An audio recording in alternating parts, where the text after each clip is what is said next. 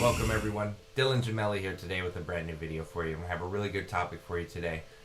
I want to talk to you about the healing peptide, thymosin beta 4, and for many of you that don't know what that is, it's TB500, and I think that'll clearly ring a bell for many of you.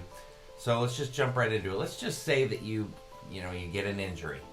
So you've spent all this time training and you're trying to reach goals, and then you're frustrated as hell and you're wondering, how do I get over this as quick as I can? What can I do to enhance the recovery process, etc.? And that is, where certain compounds can come in and help. Peptides like GHRH and GHRP can actually aid in recovery from injuries. So I want to take a look at the peptide TB500, as I said. And TB500 is the synthetic form of thymosin beta 4. It's really designed specifically to help deal with injured athletes and bodybuilders, etc. That's what it was completely designed for. What it is it's a naturally occurring peptide that's present in almost all animal and human cells. Okay? TB500 is a synthetic peptide that's actually been directly linked to recovery because it plays a vital role in building new blood vessels, new small muscle tissue fibers also, and cell migration and blood cell reproduction. So if you're an injured athlete or just injured in general, all of these properties are something that are going to become very desirable when you're looking to kind of speed up your recovery process. Now, let's look at some mechanisms in action here. The main functionality of TB500, it actually hinges on the ability to upregulate cell building proteins like actin, for example. Upregulation of actin is going to allow TB500 to promote cell migration and proliferation. So this not only helps build new blood vessel pathways, but it also regulates inflammation directly correlated with wound healing. Now, its versatility is actually even going to extend to its molecular structure and low molecular weight, and that's going to actually lend to mobility and the ability to travel long distances through tissues.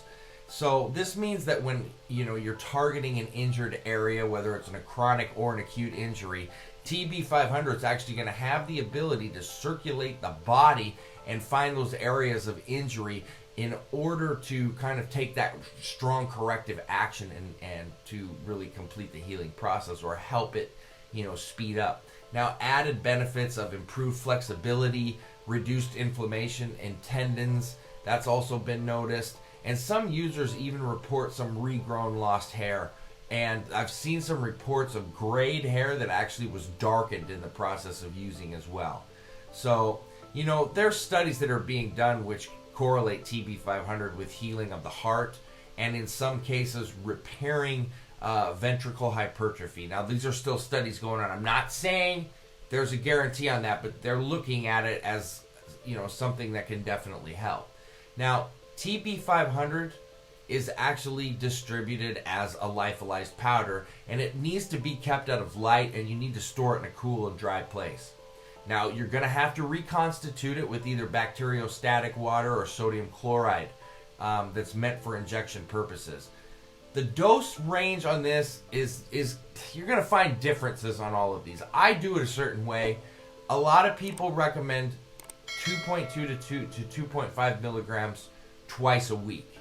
And you do that for 4 to 6 weeks in what you would call a loading phase. Some people actually, run it higher up to 8 milligrams per week. What I do is I do 5 milligrams a week, but I do it in one shot. Some people are splitting it up, twice a week.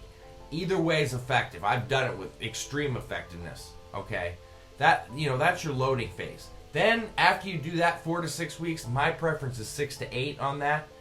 Then you're just going to go into that maintenance phase where you're going to go every other week. So some people do it once a month. I always go every other week, 5 milligrams every other week. And then just until you decide that you want to stop using it. For optimal recovery, if you stack TB500 with MK2866, MK677, and LGD4033, you have basically the ultimate healing stack. I mean, the ultimate. As much as I love DECA and as much as it does help, it's not a real healer. It band-aids wounds. These actually heal.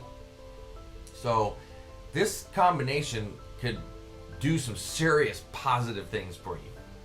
Now, the positive attributes of TB500 include blood vessel and cell differentiation, growth of new blood cells from pre-existing vessels and dermal tissues, and decreased inflammation and an increase in flexibility. The flu-like symptoms or lethargy, head rush type of feelings that are associated with most peptides is not really reported with TB500 use. Everybody's different, so always follow the suggested dosing protocols and practice sterile injection techniques. But the point here is that, people aren't seeing any side effects from it. I never had a single side effect. Now, I didn't use it for years and years and years, so I don't know about long term, but no, there are no reports of any sort of anything. So, TB500 is one of those things that it's a huge benefit. It heals and it just flat ass works. If you want to take it to another level, you'll stack it with the SARMs I listed. It's very effective on its own, but you can take it on a whole different platform, level, whatever the case may be, if you stack all of these together. It's really up to you how aggressive that you want to be, but if you want to really knock out an injury, and get it healed the fastest way possible, that's the stack to run. And I stand by it. I've used it. It is incredible what it can do. It will kind of leave you mind-boggled on how well it works. I've had the experience with it, so I can tell you firsthand, and I've seen plenty others that have as well. So, that being said, Dylan Gemelli, signing off.